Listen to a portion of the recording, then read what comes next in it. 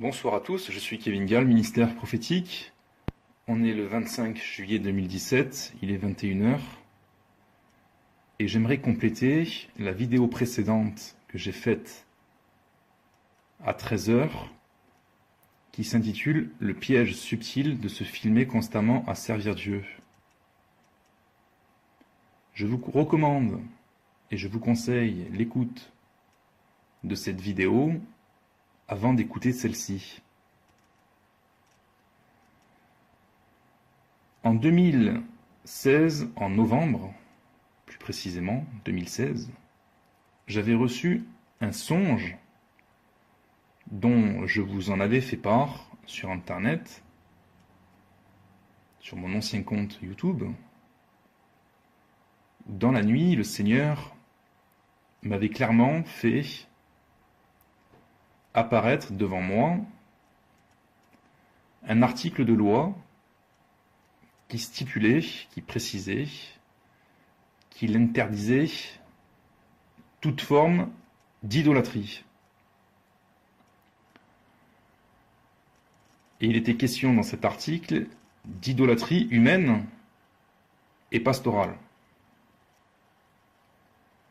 Et dès le lendemain, à mon réveil, j'avais fait une vidéo que j'ai postée. Et j'aimerais donner le même message et compléter donc ce qui avait été dit à l'époque. Il y a un piège du diable, c'est celui de se gonfler d'orgueil et de dérober la gloire qui est à Dieu seul. Le diable pousse à la fois les ministères à s'enorgueillir, mais il pousse également les chrétiens à flatter, à aduler, même à idolâtrer leur pasteur.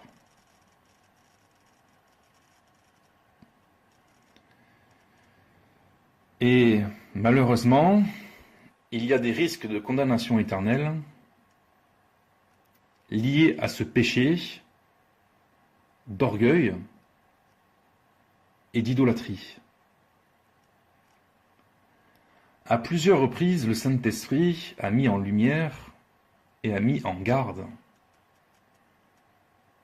les pasteurs d'éviter toute forme de narcissisme, toute forme de vaine-gloriole et d'amour qui ne viennent pas de Dieu, à savoir l'amour des flatteries et d'une reconnaissance malsaine, charnelle et démoniaque. Je dis bien que les démons agissent dans des corps, même de chrétiens, pour flatter des hommes de Dieu de manière à les faire tomber dans l'orgueil. C'est par le discernement des esprits qu'on parvient à reconnaître un esprit démoniaque qui agit par l'intermédiaire d'un chrétien ou d'une chrétienne pour séduire, flatter un homme de Dieu de manière à ce qu'il tombe dans un péché d'orgueil, dans le narcissisme, dans les vanités et dans le fait de s'élever au point de dérober la gloire qui doit être rendue à Dieu seul, Père, Fils, Saint-Esprit. La Bible encourage les chrétiens à avoir un amour profond et sincère pour les conducteurs spirituels. Et c'est normal. Un véritable appelé de Dieu qui est en train d'accomplir une mission divine au service de Christ, de Dieu,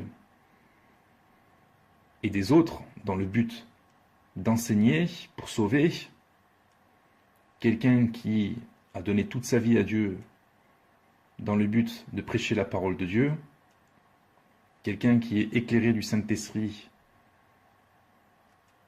qui édifie, qui encourage, qui exhorte, qui délivre, qui guérit, bref, qui fait l'œuvre de Dieu, c'est un homme qui doit être aimé par le peuple de Dieu, soutenu et encouragé par le peuple de Dieu, d'un point de vue spirituel par des prières, mais également matériel s'il est à temps plein et qu'il est dans le besoin, également financièrement s'il est dans le besoin et qu'il n'a pas de travail, pour subvenir à ses propres besoins, si jamais il doit enseigner en parallèle de son travail. Vous savez qu'il y a des pasteurs qui ont un travail à côté de leur ministère, comme Paul, qui travaillait également de ses propres mains pour subvenir à ses propres besoins. Et d'ailleurs, il ne voulait pas qu'on lui dérobe ce sujet de gloire.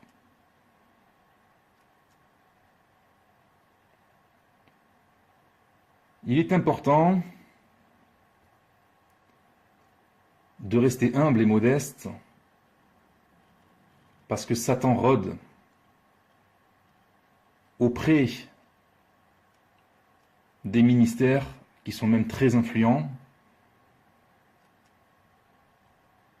et qui, hélas, pour beaucoup, tombent dans le narcissisme avec, comme vous le savez, des excès de photos, des excès de vidéos. Vous avez même leurs photos sur des posters, dans des cadres. Certains ne savent même plus donner une parole de sagesse sans la publier avec leurs photos, en costard, en montre, en sourire Colgate. Certains ne savent pas donner une parole de sagesse sans signer la parole par leur propre nom, alors que c'est le Saint-Esprit qui inspire, qui donne, c'est Dieu qui veut parler à travers ses prophètes, notamment.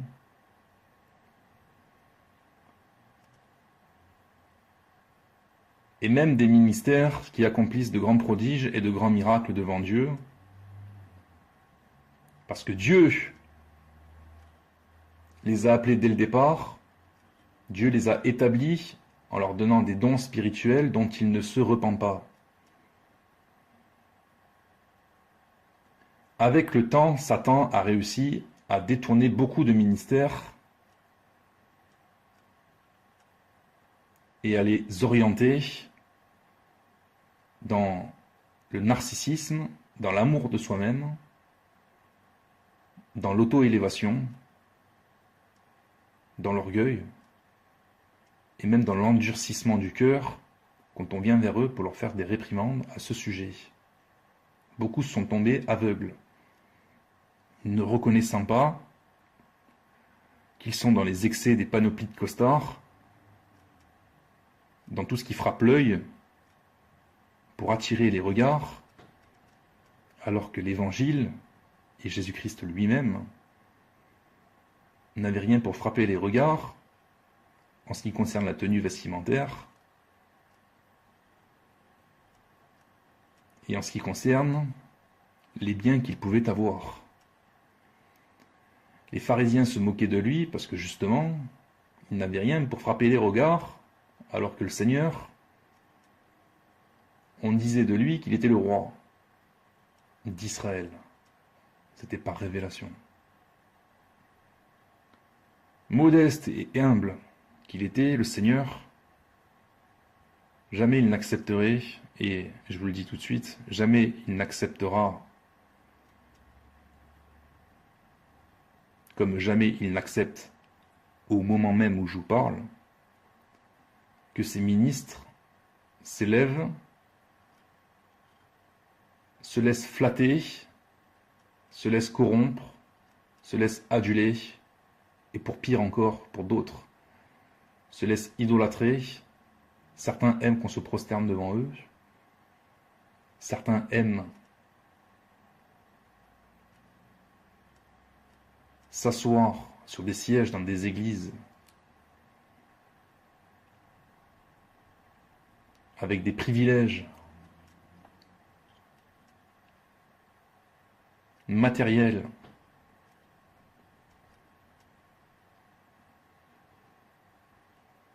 que Dieu n'a jamais enseigné concernant ses leaders, ses conducteurs spirituels. Et il y a un grand danger, au final, par une telle dérive. Beaucoup ont oublié le contentement, la modestie, et l'exemplarité dans ce domaine. Quand on est établi, il faut être exemplaire à tout le peuple de Dieu, marcher dans la modestie, le contentement. Et j'avais expliqué dans ma vidéo sur le songe que j'avais reçu en novembre que le Seigneur avait beaucoup de reproches à faire, notamment à des églises africaines. Alors, commence pas à penser que je suis raciste, que ce que je dis, etc., c'est vraiment ciblé sur la race. Mais le Saint-Esprit a des reproches à faire à différentes églises en particulier, et il y a des esprits démoniaques qui agissent dans certaines églises et pas dans d'autres. Cela dépend de la localisation géographique, mais également de la culture. Et en Afrique, il y a beaucoup d'esprits de séduction dans ce domaine. Beaucoup pensent, en Afrique,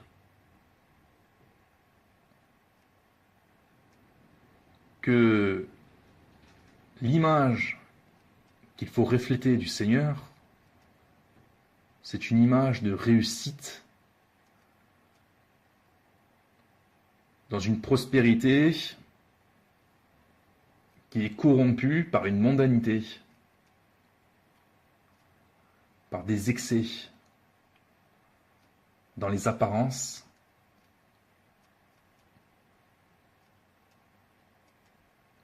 Beaucoup pensent et croient et diffusent comme message concernant l'Évangile que ce qui brille correspond à une bénédiction de Dieu que tous les chrétiens doivent rechercher pour briller à leur tour, physiquement, matériellement,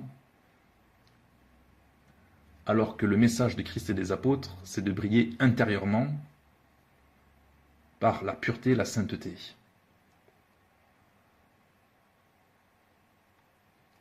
L'évangile de mondanité, je préfère parler d'évangile de mondanité plutôt que d'évangile de prospérité, puisque j'arrête pas de vous rabâcher que Dieu est derrière la prospérité, mais il n'est pas derrière la mondanité. C'est deux choses différentes. L'évangile de mondanité est à condamner, parce que derrière, il y a un esprit démoniaque qui travaille, qui s'appelle Mammon, qui tord le sens des Écritures, mais qui est vraiment visible dans les fruits. Il suffit de regarder les apparences des hommes, des prédicateurs, des enseignants, des pasteurs, des prophètes, qui ont attrapé cet esprit. Ça se voit dans leur attitude, dans leur comportement, dans leur discours, dans leurs apparences.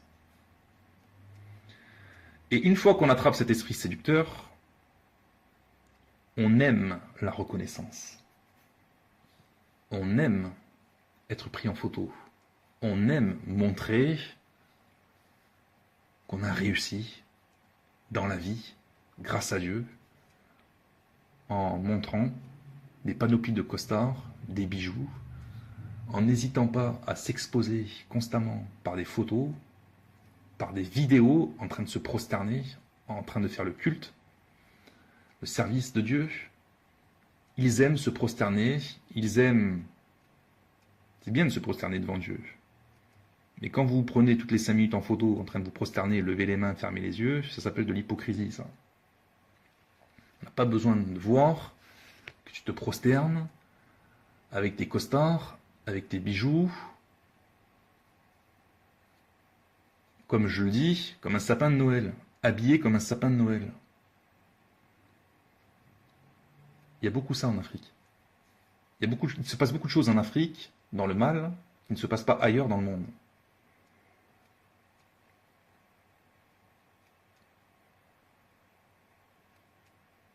Satan doit être vaincu dans l'Église. L'évangile véritable doit revenir. La pureté de l'évangile, la simplicité de Christ, qui ne veut pas dire d'aller boire ou d'aller en boîte, d'aller fumer, d'aller à la plage, etc., etc., rien à voir. La simplicité de Christ, c'est justement de se détourner des vanités pour s'attacher à l'essentiel dans la vie.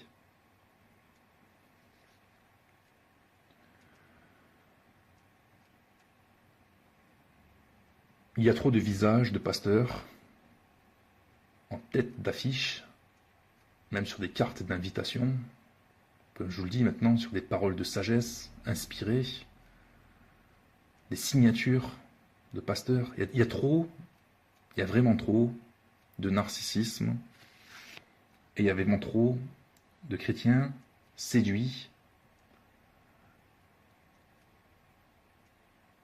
par l'esprit qui est derrière.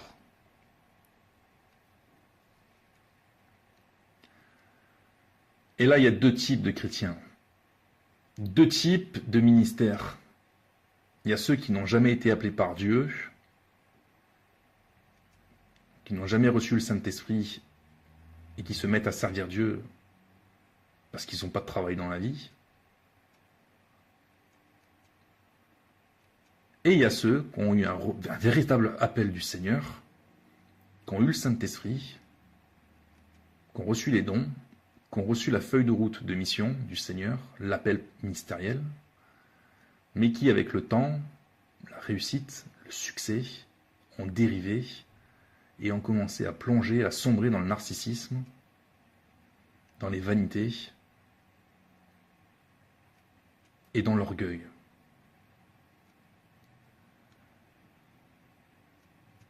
Et ça fait mal au Seigneur, parce qu'ils ont renié le Seigneur qui les a rachetés pour s'attacher à des esprits séducteurs, pour leur propre ruine et pour la ruine de ceux qui les écoutent et qui attrapent le même esprit qu'eux.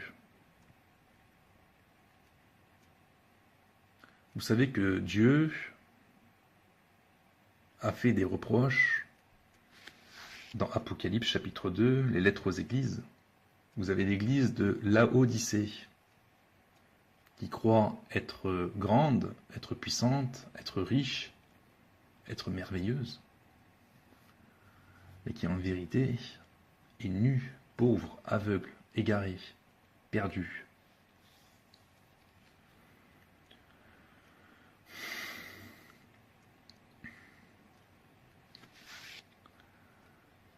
Je fais un appel aux nouveaux convertis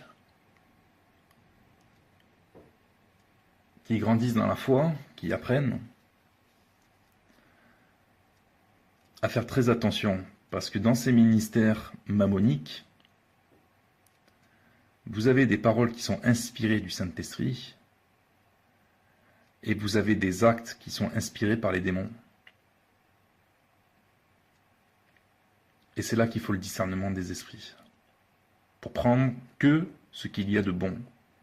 Parce que le piège du diable, c'est justement de vous attirer par ce qu'il y a de bon, pour vous faire avaler ce qu'il y a de pourri, de manière à ce que la mort entre en vous également.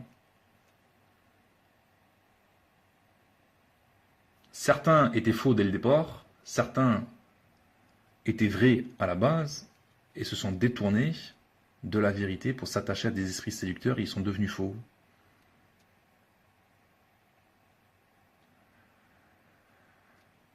Après, c'est le jugement qui appartient à Dieu, qui est véritablement vrai, qui est vrai mais dérive et devient faux, qui est vrai, dérive, il reste vrai, mais il tend à devenir faux. Là, on joue sur les mots. Le jugement final appartient à Dieu, c'est sûr.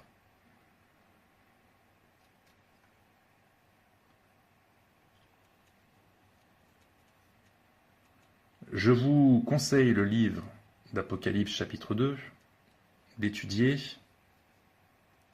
ce que le Seigneur pense de l'église de Philadelphie.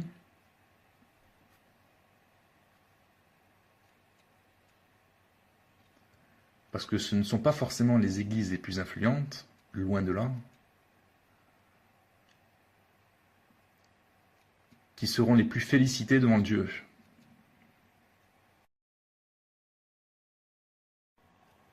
Et j'aimerais maintenant faire une parenthèse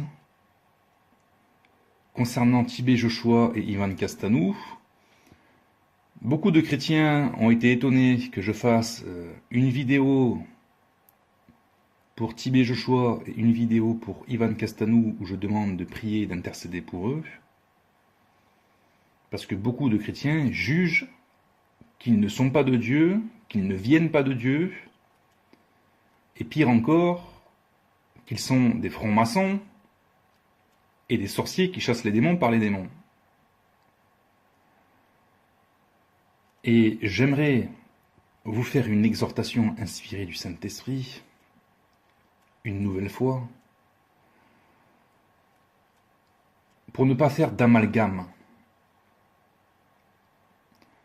L'œuvre du discernement des esprits, ça fait partie de l'œuvre de Dieu. Quand Dieu juge, il juge justement, il juge avec justice. Il prend ce qu'il y a de bon et il dit c'est bon. Il prend ce qu'il y a de mauvais et il dit c'est mauvais. Ce qu'il y a de mauvais, il faut le changer. Une nouvelle fois, je vous invite à lire Apocalypse 2, les lettres aux églises. Dieu invite les églises à se repentir, notamment les églises dont il a fait des reproches. Dieu a actuellement beaucoup de reproches à faire à beaucoup d'églises. Ce n'est pas pour autant que ces églises à la base ne viennent pas de Dieu. C'est pareil, Dieu a beaucoup de reproches à faire à beaucoup de ministères. Ce n'est pas pour autant qu'à la base, ils ne viennent pas de Dieu. Je vous exhorte à faire très attention,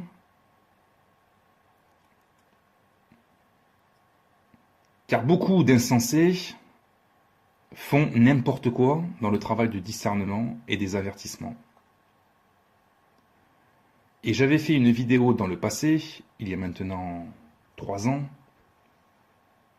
J'avais fait une mise en garde contre la chaîne Jésus-Christ TV de Georges Nama, qui lui a tendance à faire des amalgames, à tout mélanger, à tout condamner et à aller trop loin dans la parole de condamnation, jusqu'à en vérité calomnier des serviteurs qui viennent de Dieu. Car ni l'un ni l'autre n'est un franc-maçon ni un sorcier. Un sorcier ne peut chasser des démons par Jésus-Christ, par la puissance du Saint-Esprit. C'est impossible. Tibet Joshua et Ivan Castanou, pour prendre ces deux cas, ces deux personnes, ces deux serviteurs de Dieu, ont reçu un véritable appel venant de Dieu, avec une onction, une feuille de route. Ils ne sont pas chrétiens d'hier. Ça fait des années qu'ils ont connu Dieu, que Dieu les a appelés, et qu'ils servent le Seigneur. Ils portent beaucoup de fruits. Beaucoup de choses qu'ils disent, qu'ils prêchent et qu'ils font sont inspirées de Dieu.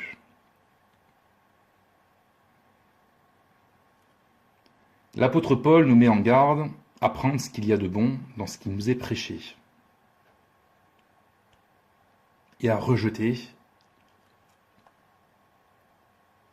les choses qui sont mauvaises et qui n'ont rien à voir avec le Seigneur. Tibet Joshua a un véritable ministère prophétique. Il enseigne, il dit des vérités dans ses enseignements qui sont inspirés. Il édifie, il encourage, il console. Il délivre énormément de captifs. Il guérit beaucoup de malades. Dieu est avec lui dans le discernement des esprits, dans les paroles de connaissance, dans les paroles de sagesse et dans la puissance. Il y a beaucoup de choses à dire sur ce qu'il se passe dans son assemblée.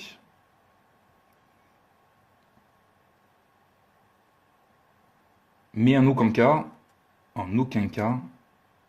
Il est un sorcier et un abominable enfant du diable. De même, Ivan Castanou, il y a beaucoup de choses à dire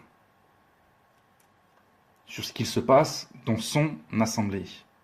Mais en aucun cas, c'est un fils du diable et un abominable faux pasteur. Il peut y avoir des dérives et il y a des dérives. Quand un homme de Dieu est appelé, au fil du temps et des années, Satan peut avoir fait un travail subtil qui, à la longue,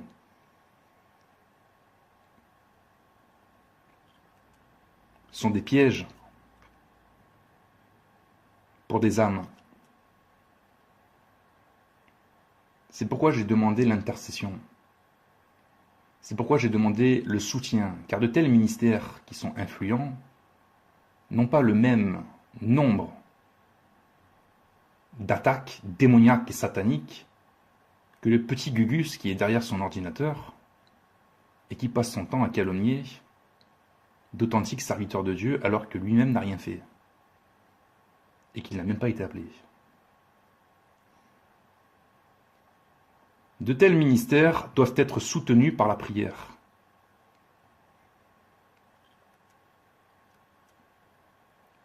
Beaucoup d'hommes de Dieu dans la Bible ont été appelés par le Seigneur à exercer un ministère prophétique, et certains d'entre eux, alors qu'ils étaient en pleine gloire, ont chuté, ont dévié, se sont égarés, éloignés de Dieu.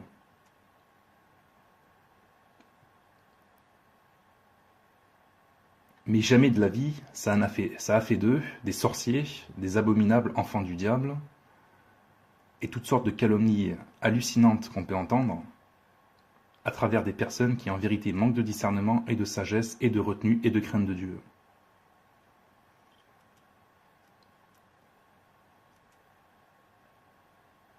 Je répète, un sorcier, un sataniste, un franc-maçon ne peut chasser les démons par la puissance du Saint-Esprit au nom de Jésus. Or, les démons sortent dans leur ministère.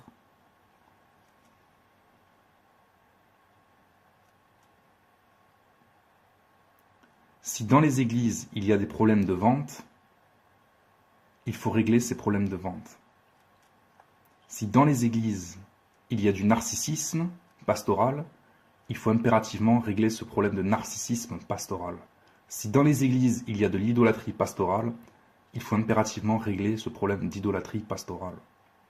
Si dans les églises, il n'y a pas de voile pour les femmes qui prient, qui prophétisent, il faut absolument régler ce problème de voile.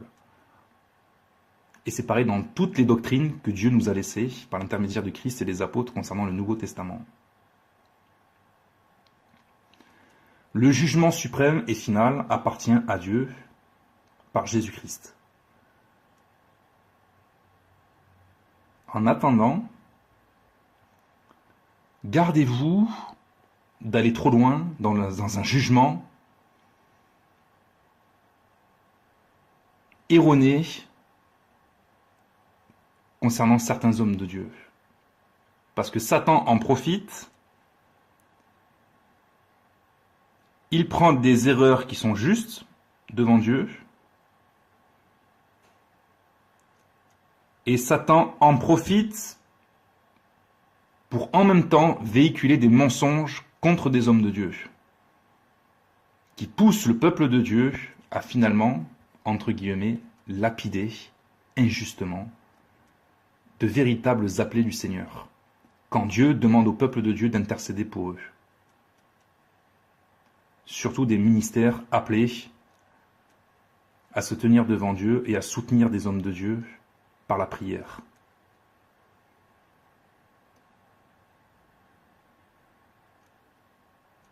Il est important de comprendre ce que je viens de vous expliquer. Il n'y a rien de simple quand on arrive dans le Seigneur.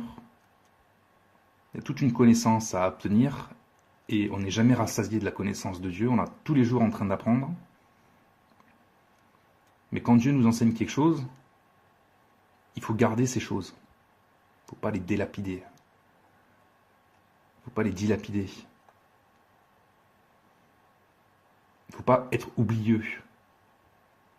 Parce que le jugement final, pour ceux qui tombent dans la condamnation, c'est sans appel. Et on a des exemples dans la Bible, dans l'Ancien Testament, de personnes qui se sont mis à maudire des hommes de Dieu authentiques, même lorsqu'ils s'égaraient, et qui ont fini par être zigouillés. Parce que Dieu voulait les exterminer. On a un homme comme ça qui s'est mis à maudire et à jeter des pierres sur David quand il sortait de Jérusalem. Cet homme a fini par être tué par le roi Salomon, fils de David. La vengeance de Dieu.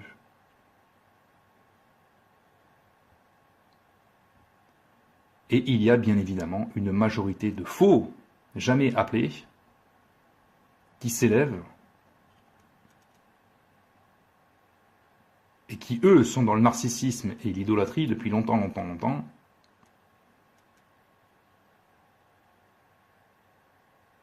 mais qui n'ont jamais véritablement été appelés. Donc eux, c'est un problème de folie dès le départ. Et Dieu n'aura pas la même compassion pour eux qu'envers d'authentiques serviteurs qui sont combattus spirituellement et qui s'égarent sur certains points doctrinaux. Pas sur tout. Je le répète une dernière fois, Dieu fait la part des choses. Il y avait un roi dans l'Ancien Testament, je vous laisse le chercher et le trouver, qui faisait des mauvaises œuvres, mais qui à côté faisait aussi des bonnes œuvres. Dieu ne l'a pas exterminé parce que tout n'était pas mauvais à travers ce qu'il faisait. Ce que Dieu veut, c'est la repentance dans les mauvaises choses, d'où l'importance des exhortateurs, éclairés et inspirés de Dieu. Et d'où l'importance des intercesseurs qui savent entendre et qui se mettent à l'œuvre lorsque Dieu parle.